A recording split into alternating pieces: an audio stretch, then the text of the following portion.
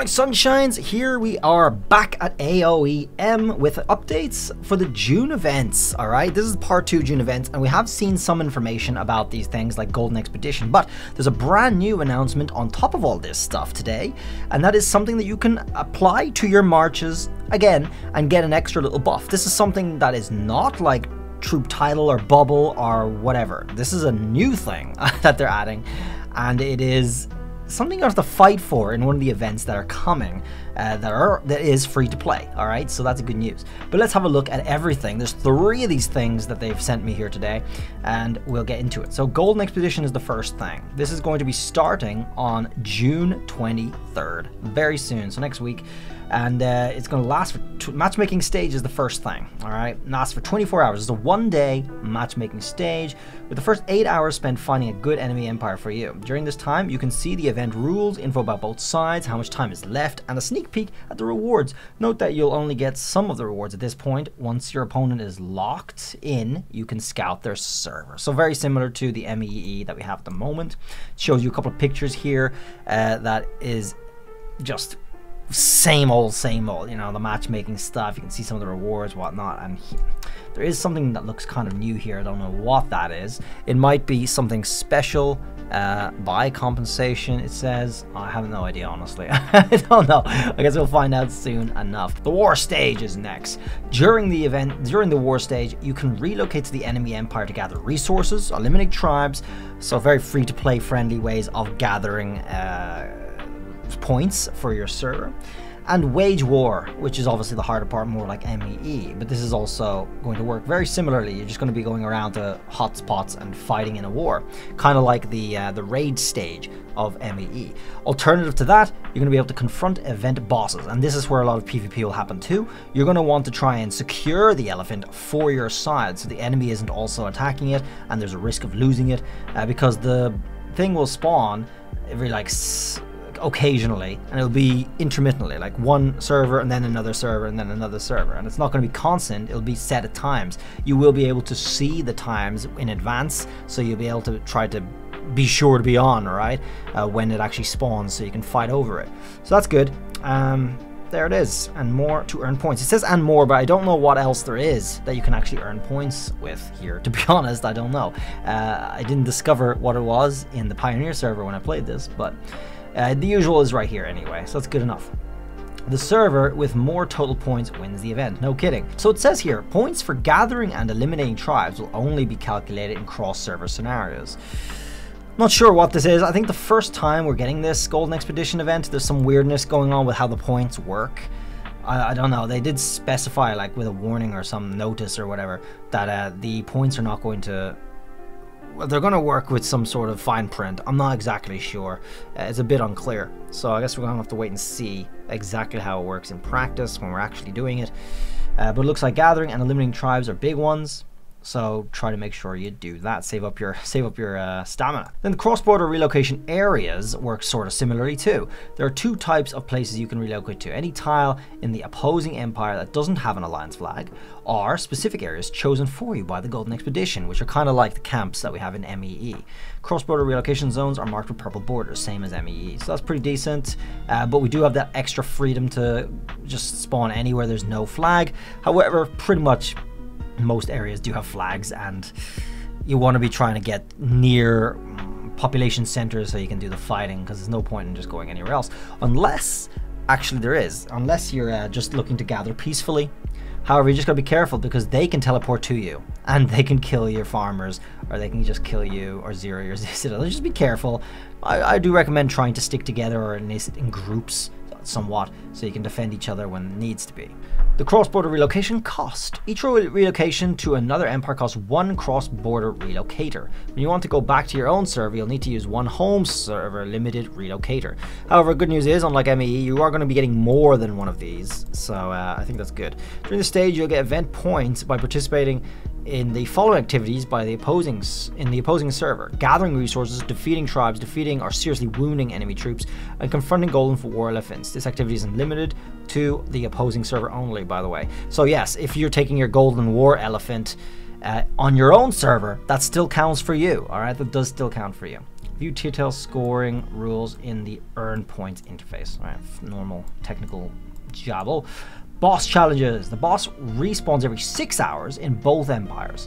To teleport your troops and confront the boss, your citadel must be on the server where the boss is located. Makes sense. After the boss confrontation is over, your teleported troops will automatically return to your citadel. You'll get points based on the damage dealt to the boss, plus ranking and elimination rewards. Points go straight to your personal points tally, and rewards will be sent by mail. The player who lands the final blow gets extra rewards. I hate that because there's no telling who gets the final blow. Although, because I'm a super kraken, I do stand a good chance at doing that. But like I said, especially in the Pioneer server example, there's a lot of fighting over this elephant. People want this. This is a major point of conflict, and a lot of enemies are going to be trying to mob this, and they're going to be mobbing you to get rid of you so you can just clear you out. We got to do the same thing too. So, it's some work. Now, the elephant is bulky. All right, he's so bulky. The last time we actually did it in the Pioneer server, they weren't even able to finish the elephant. The enemy actually managed to completely secure the elephant for themselves, and they weren't even able to finish it.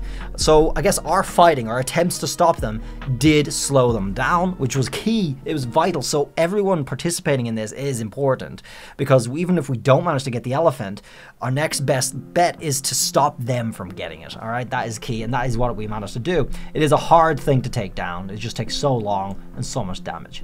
Then recovery. Partially recover units lost in battle against bosses or enemy players during the war stage.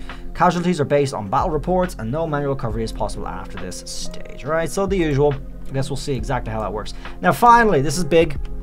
New event separate to the Golden Expedition. This is completely new. Hero chess event. We only just saw this recently. This is a major thing because it provides a major, I suppose you could consider it a major reward. However, it looks like it's hard to get. RNG is going to have to be on your side, but it is like free to play. So each dice roll will randomly give you, this is called Hero Chess Event, just to FYI, it's from 21st to 27th, coming soon. Each dice roll will randomly give you 1 to 6 points, like any dice does. Move forward the same number of spaces and receive rewards from space you land on. Very similar to what you remember from the Josephine treasure hunt, which I think is also coming back, by the way. At least that's what it said on the calendar, and I'm not sure if they're confusing that with this, or if this is going to replace that. We'll see. There are 4 teleport obelisks on the board, so this is new. When you land on one of them, you'll be teleported to the next one, and you can only teleport once per roll. Okay, that's fine. Reach a certain number of laps to earn chess tokens. Reach 50 laps to additionally receive the feat bulletin as a grand prize. Now this is the big thing. This is brand new. It's like a cosmetic that you can attach to certain heroes, and in this case it's going to be Lubu in particular, which grants a buff. Oh my god, another buffable item, but this is free to play one, and it's kind of cool.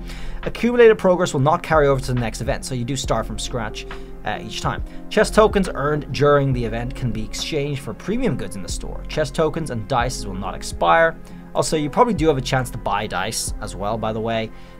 Seems likely. So you just got to reach 50 laps to get the main prize, which is really what I'm going to be going for here. That's going to be the main thing of the game here. And you can see here, they got like something that looks like tokens, chess pieces, some crystals of some sort, and the tavern cards, and then some experience tomes, some speed ups. They were kind of hard to see in this blurry picture, but there's quite a few new things here that we're not familiar with. I guess we'll have to see. Either way, going down, the chess store. It has golden gems, up to 5 golden gems. Not bad. It does have a 1 out of 1 limit for this, which is the feat bulletin thing. And what is the feat bulletin? Well, it actually shows me. It's a new theme type, so I'm wondering if this is going to count as part of your collections in the game. But either way, there's some good rewards in this. I'll tell you that. The feat bulletin is this. When you kill a certain number of troops, you might have noticed so far when you're doing like wonder contest or something, and you're actually doing well, you get like a notice that comes up that explains, oh, your Lubu's standing strong, or it's killed a certain amount of enemies, or so on. That's what this is. That's what this thing is. It's a cosmetic for something like that, which is going to also provide 1.75% attack to all unit types, which is just going to be for that march. That's sick. That's so cool. And it will look like this. This is Lubu's one. They're obviously going to be doing more for other heroes. And I'm not sure if one of my earlier suggestions gave them the idea to implement something like this. But actually, in one of the suggestions that I did a long time ago on the Discord, my suggestion was to add in titles kind of like this, based off of sort of accomplishments that you achieve in the game.